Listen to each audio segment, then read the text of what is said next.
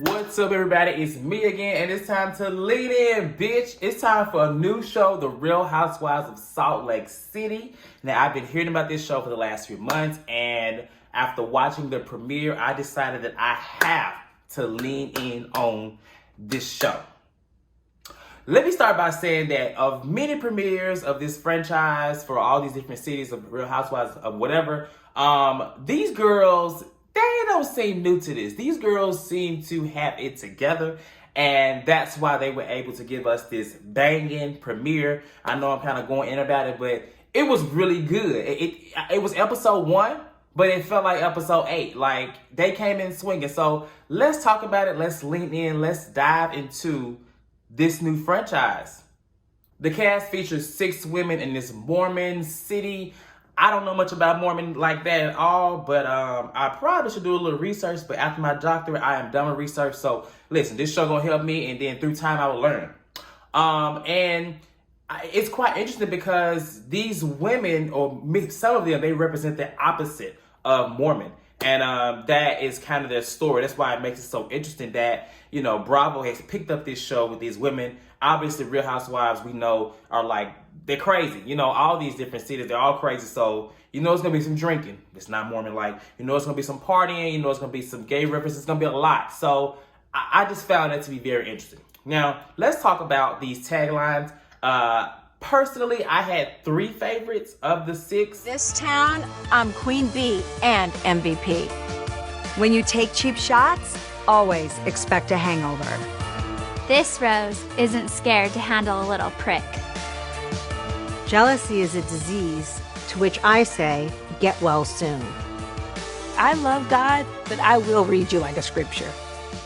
Just like my pioneer ancestors, I'm trying to blaze a new trail. We start with Jen. Jen is an Asian girl or Korean. She's married to a black man who obviously has a lot of money, who's provided all these things for her. She has 2 kids. One of her kids looks like Sinbad, in my opinion. And she's just very fabulous. She gets Botox on the regular. She's a fabulous girl, but she ain't that fabulous with them sweaty armpits. I mean, you know, I like her. It's just, my thing is, I think she's a little bit too much. She seems like she's very self-centered, all about herself. And one thing she said to me that I didn't like was that she said that she was black, or felt like she was black, because in Salt Lake City, they don't know the difference. Now, that may be true, but we watching the television show, we see the difference. And honey, you are not black. Meredith. Now, Meredith, initially, I really couldn't get to understand who she was. But what I can say is I love her son. Her son is the key in that relationship, and I enjoy seeing him. Like, if he's gonna be around, I want to see her around. I know she got the snowflake, but I like her son. Her husband, he seems to be a little distant in their relationship. He was not there for her birthday, you know, the day, and he wasn't there for the party that happens later. So it seems like that's going to be a part of her storyline. They're kind of advertising her to be like, kind of like, oh, I'm Meredith, like, who are you? But I didn't really get that from her. So I want to know more about her. We'll get to know more about her as well. Lisa, a.k.a. Baby Drita. Now, I want to like Lisa, but Lisa, she just kind of comes off as not too much, but she kind of made a statement about, you know, she's not going to change for anybody. That seems to be a problem. Like, clearly she's a non-traditional wife. She doesn't cook. She said they've eaten at the table like once or twice out of the many years they've been married. And she owns a tequila company, but she doesn't drink tequila. Now, that's kind of crazy to me. Whitney caught my eye because she seems young. She seems fresh. And Whitney is kind of a rebel. For one, she is married to her boss. Now, apparently when they got married, they were both in relationships, or they both were married or whatever. And in this episode, we are introduced to Whitney at her wedding, or the renewal of her vows. And honestly, it takes a bold person to air that type of stuff out on TV, and to stand by that, because this has been 10 years for them. So, you know, she mentioned that 10 years ago, there were people at her wedding that were not supportive. And then now you even see in this episode, there are people that are supportive. They're kind of like, oh, I didn't think this was going to be good 10 years ago. But kudos to Whitney because, love is hard. Love is crazy. And, many of y'all have been the lover and the secretary, I'm sure. And many of y'all have messed with other people's men and women. I say y'all because I don't do that. And so I don't identify with Whitney. I can't relate to Whitney, but I just think it takes courage to do that and to see that, they're still together. I mean, Alicia Keys did it. So, Alicia Keys crawled so Whitney could walk. I'm just saying. Heather, I remember Heather because somebody called her, asked her was she transgender on her Instagram about a month ago. And she responded in like the most supporting ally way. So I like Heather, but what I don't like about Heather is that she just seems to be a little, I don't know, pressed, with this storyline that she's going to have with Lisa. I can already see like she just kind of holds on to things for no reason. She apparently was married. She's now divorced. She has kids. I'm just trying to see not where her money comes from, because she obviously has this business of like Botox and, beauty enhancements.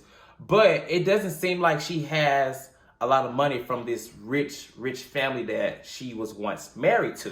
I'm not sure if she didn't get any money from it, but it just seems like of all the girls, she may be like the most regular, in my opinion. So Heather, she's cool. She got this little box shape. She kind of reminded me of Fiona, but she seemed like a sweet girl. And finally, we have my girl, Mary. Mary Crosby, y'all been talking about her for the last month. She married her grandmother's, she married her grandfather. But from what I've seen or know, is that this is actually her step-grandmother's husband. I don't know. But one thing I know is that Mary is unapologetic. She does not care. She came out telling you exactly what it is. And it takes a lot of courage to put that out there on Front Street. And I think it's going to be used against her a lot in these arguments. But at the same time, it don't matter because she don't care. She is who she is, and I'm gonna support Wendy. That's crazy. I'm gonna support Mary because Mary, she's black, and I think that's very key to see that on this show in Salt Lake City. So yeah, I like Mary. Mary got to work on these wigs, but other than these wigs, and she's a label girl, a little too much, but I still like Mary. Hopefully in the next episode, they give Mary a better introduction because she kind of slid into the scene with another person, which I feel like she should have had her own individual introduction to the group or the show. From what I'm hearing, she was originally supposed to just be a friend of the show, but they gave her a snowflake child. And I'm glad they did because we needed that representation on the show. And it seems like she's pulling her weight. Like, why would they not have her have an Ice Cube? Let's get into the episode. So we kick off this episode with Heather and Jen, they're good friends or whatever. And it is announced that Jen is throwing Meredith a birthday party. So Meredith's birthday is coming up. I'm not sure which birthday. Oh, it's 48. Because she says she's 48 when she's telling the truth and 35 when she lying. So she's having a birthday party. And they're just talking about everything. They're talking about the other girls. They mentioned Lisa. And Heather's like, oh yeah, I know Lisa. I went to school with Lisa. We fast forward to another scene where it's Meredith, Lisa, and Jen. And they're just talking about, that they're having a little kickback or something like that for Meredith. And Jen is talking to Lisa, and she's like, oh yeah, I talked to Heather, and she said she knows you. Well, honey, Lisa's like, girl, I don't know you. So here we go with this storyline we've seen many times, especially on Real Housewives of Atlanta, where somebody's saying they don't know each other. Nene says she know Phaedra. What's her name? Yvonne said that, Eva said she didn't know Yvonne. So here we go with this storyline. You know how it goes.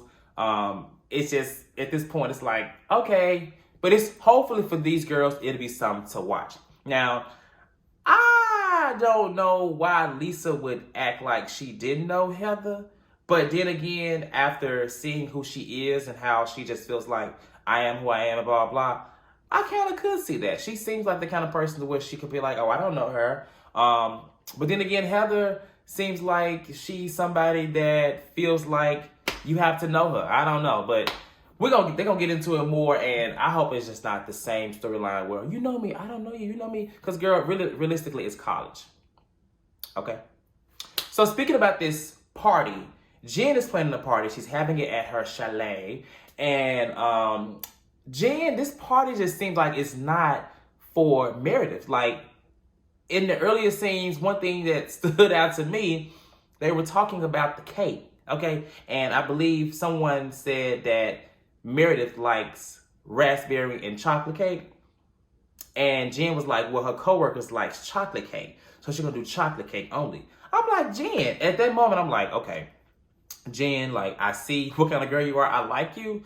But if you're going to be this kind of girl, I ain't going to like you for too much longer because this is somebody's birthday and I am big on birthdays. So there should be no reason why you are not giving the birthday girl what she wants. You invited Mary to the party, which you said you didn't want Mary to come, but you follow her wishes. So I think that you should have made sure this cake was what Meredith would have wanted. So we fast forward into the next scene, one of the later scenes where Heather and Jen are back talking, and Jen basically tells Heather that, you know, she said she didn't know you. Heather gets upset, and honestly, like I said, Heather's just too pressed for me about this. Like, girl, like, it's college. If this girl just says she don't know you, it's not that she thinks she's better than you or anything like that, because I don't know, maybe she does, but I wouldn't have gotten that from that. I would have just got, well, she don't remember me, child. She don't know me. I mean, y'all are like in y'all 40s. College was 20-some years ago. I don't know folks from college 10 years ago. I'm just saying. So, but I guess for the sake of the show, she needs to hold on to it. She needs to keep her spot. She needs to keep her snowflake. Let's talk a little bit about Meredith. It is her birthday, and you know, we see her son a lot. We actually see her husband at the beginning. But in one of the scenes, it's her actual birthday, and she comes home to all these rose petals, and the son has done it. The son, at first, he kind of confused me. I thought that wasn't his father. But apparently, it is his father, because it seemed like, you know, I guess I was just confused. But that's his father, too. And they're putting all these rose petals out for Meredith, and Meredith comes home, and she's happy, but she wants her husband. And I get that, you know, who wants to, you know, things like this, birthdays are important. I don't know what kind of relationship they have, but it seems a little rocky. He never seems to be there moving forward in the future clips and on her birthday. And I'm sorry, like, my spouse, my bae, whoever, my boyfriend will always be at my birthday. Like, it's just a known requirement, and I'm always gonna be at his. So Meredith's husband, sorry, you had your son put all these flowers out. It was beautiful. I mean, it was a lot of flowers. I'm sure the maid had a lot to clean up. But girl, I mean, sir, you need to be at this lady's birthday. Period. We move into Meredith's birthday. The party looks good. Like, I will say, I don't really know what the theme was, but the party looks good. People are arriving. Mary here, child, and her Valentino, whatever she in. Fiona came. Heather, I'm sorry, I can call her Fiona, child. Heather came. And everyone, Lisa's there. All the girls are there. Jen is in the back, taking her precious time. I'm like, okay, why is she back there taking her precious time? She back putting on deodorant, child, for her sweaty armpits. I'm just like, okay, like, you know, fine, cool. Dress is nice. Meredith shows up. Meredith actually looks really good. Like, I was kind of worried. I was like, Jen is putting all this effort into this party. Obviously herself. I hope she don't try to outshine this girl. But I will say Meredith she looked really good.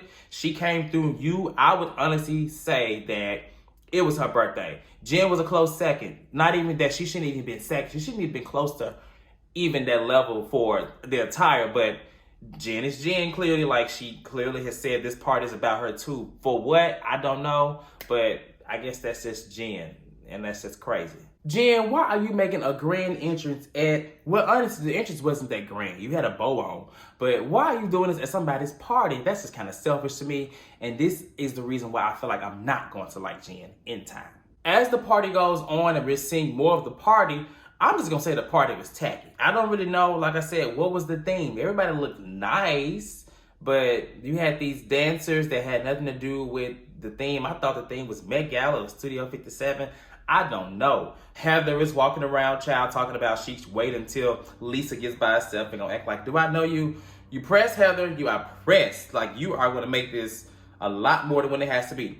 Just talk to the girl and get to know her. If she says she don't know you. Like, y'all ain't close friends like that. I don't know. Lisa, they show this scene where she's like, I love your hair. I love this. I love this. I don't know what that was about, but maybe that was the producer trying to get us to see that she's a little fake. It wouldn't be too far-fetched to me. There was a scene where this random girl comes into the bag. She's like, happy birthday to you. But she doesn't know whose birthday it is. I thought that was hilarious. I don't know. She didn't even have a name, so I don't even think she was even a key or anybody on the show. But the biggest thing about this whole thing was the sit down between Mary and Jen. Now, the situation with this is crazy because Mary says that Jen smelled like a hospital. Jen is saying that she did smell like a hospital because she had just left her aunt's leg amputation. My opinion on this, it is hilarious. The fact that these women are arguing about the smell of a hospital. This lady said she smelled like a hospital, and the way she was in a confession, like acting crazy, that is hilarious to me. I have not. It's been a long time that a storyline has like caught my attention and made me like truly laugh. But that shit had me hollering. Mary, you are my good sis, loony auntie. But saying this woman smelled like a hospital, or saying that her aunt getting her legs amputated at 60s because of bad diet, that is wrong, Mary. That is wrong. And Jen, girl, like, I just don't know what to say. What's even more hilarious is that initially Mary, I think it was a twisting of the words. Jen says that Mary told everybody she smelled like a hospital. Mary says she told her she smelled like a hospital. So they call over this girl, Kara, I guess she's a close friend of Jen. And Mary calls her over, but then when she don't get the answer she want to hear, she says, then why are you here? You can leave. I'm like, Mary, you call her over there, girl. Mary, land back to Salt Lake City, because I don't know where Mary mind went, but it's fine. I'm gonna go with her because I love her. My opinion on that is simply, I don't have an opinion. I think Mary said that she kind of justified that she has this phobia of hospitals. Now, people online are saying that her husband looks like he smells like a hospital, but you know, that's a whole different situation. But in terms of this, she said that hospital smells takes her to a dark space.